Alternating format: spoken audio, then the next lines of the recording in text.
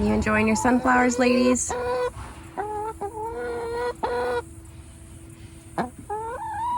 Hello. Scraps, you feeling okay?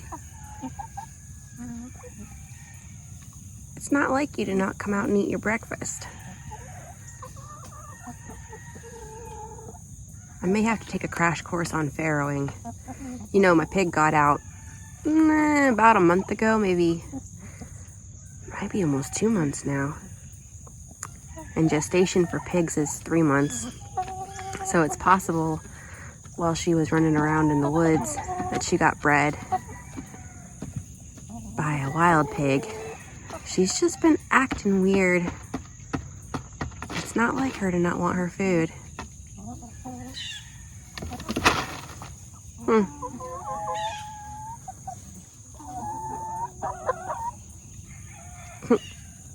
I mean, she's obviously not skinny, so.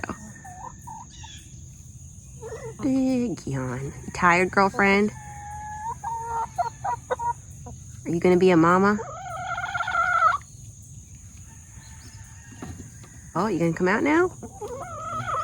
She's enjoying her hut, though.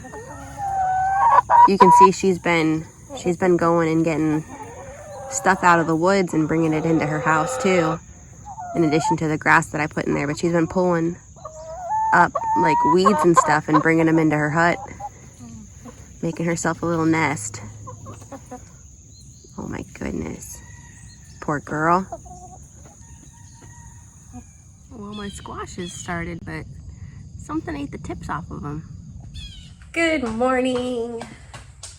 We are expecting some rain tomorrow, so we're gonna get out and try to mow and get some stuff planted. The animals are all fed, the humans are all fed. I've been starting to work on cleaning out the garage also, little bits at a time.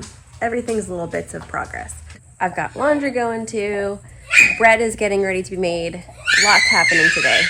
So we're gonna mow before it gets too hot and then hopefully get some stuff planted this evening that will get watered in by the rain tomorrow. The high today is 88 degrees and tomorrow the high is only 82. So I'm hoping with it being kind of rainy and cloudy and a little bit cooler, that will help the germination for tomorrow. So let's see how much we can get done today. I'm super excited. Let's go.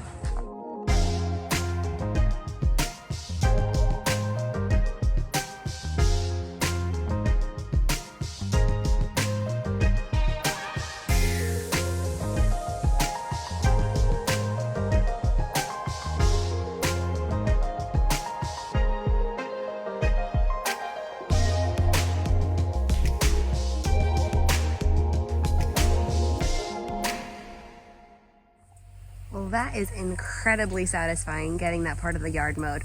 I still have to do that side. I usually will go back and forth on which side of the yard I do at a time so that there's still flowers for the pollinators. Now, if you saw all the dandelions in my yard, you're probably either crying because you love dandelion tea or you're hurrahing because you hate dandelions, but these are actually not dandelions.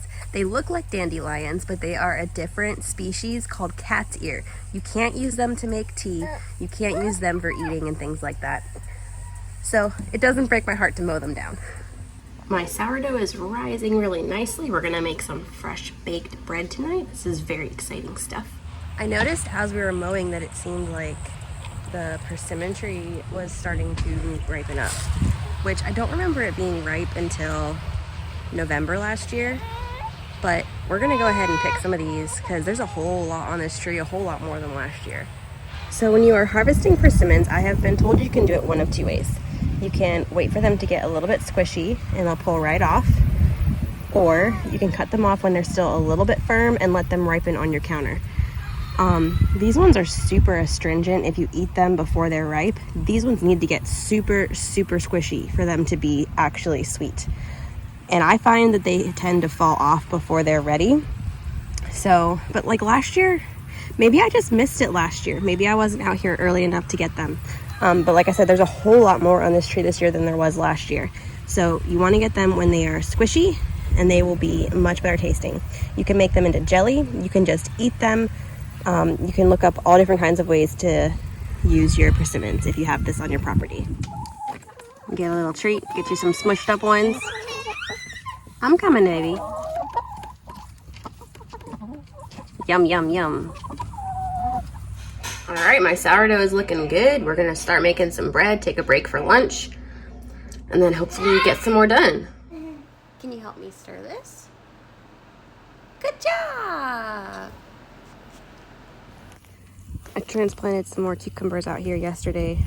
They're looking a little wilty, but hopefully with the cooler temperature tomorrow and the rain coming, they will perk back up. These other cucumbers are doing real well. One of the things I kind of struggle with homesteading and being on my own with 2 little kids is that if I focus all day today on outside, harvesting the garden, planting new stuff, mowing the grass, all of the outdoor care, and I don't do the indoor care, then the indoor care gets kind of out of control.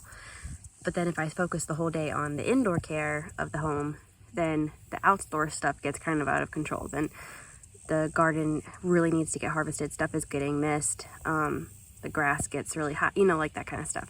So I'm still trying to figure out that balance of how to get everything done and kind of what kind of standards I need to have.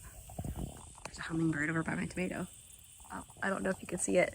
There's been some hummingbirds hanging around here lately, and it's really fun. I might have to get like a hummingbird feeder. They've been hanging out at the butterfly bush and stuff. But I mean, I feel like everybody kind of has that struggle with trying to figure out the balance of how to get everything done, no matter what your situation is.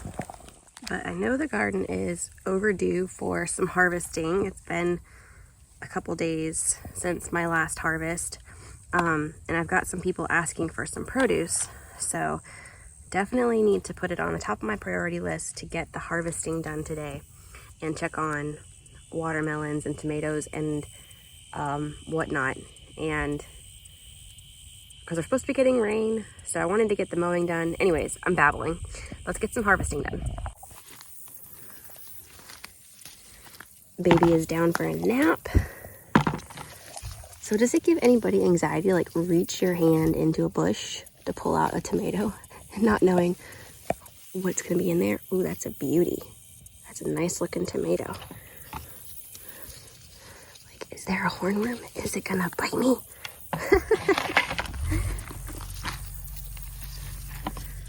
Let's get one chicken. Have you guys heard about the parasitic wasps that will actually kill hornworm caterpillars? Excuse me. So I am, out here harvesting, and I just saw this.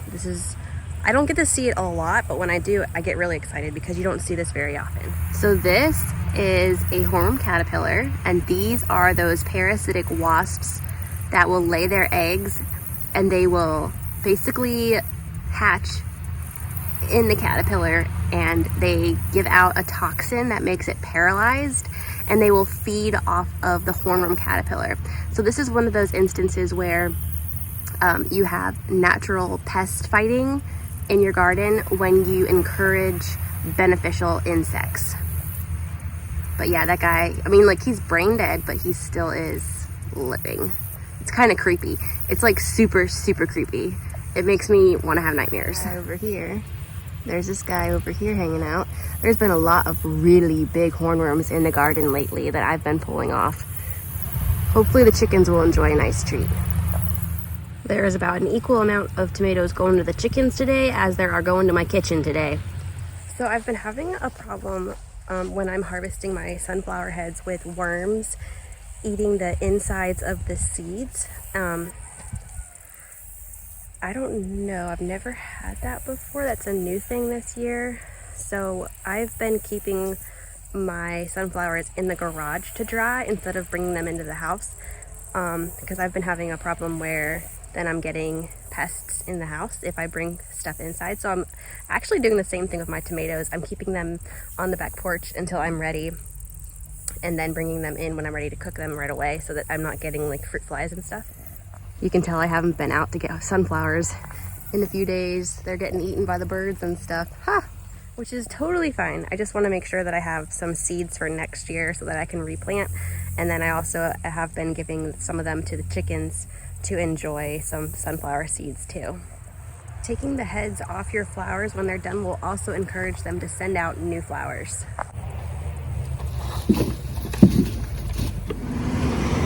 So like this sunflower, you can see all these holes inside the seeds. That's where those little worms are getting inside and eating the insides of the seeds and then moving on to the next sunflower. You know, you spend so much time out in the garden doing outdoor work, and then you have to factor in all of the kitchen work, the processing, the seed saving. There's a lot that goes into gardening and homesteading that does not involve just being in the garden.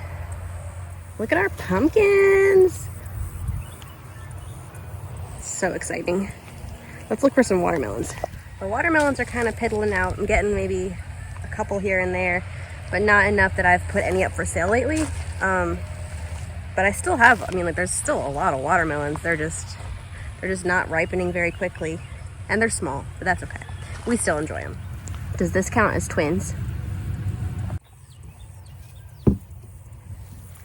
Yeah, see, there's still a lot of watermelons in here. We'll see how many are ripe today.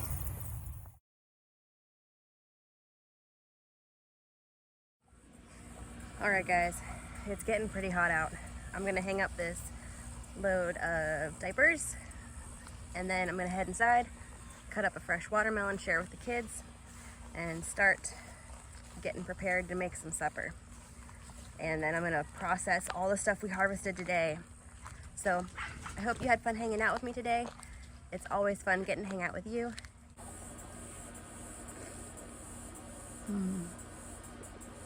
This is so good. I'm really gonna miss fresh watermelon from the garden when it's gone for the winter. It just tastes so good. It's so different from the store-bought stuff. It's so sweet. So good.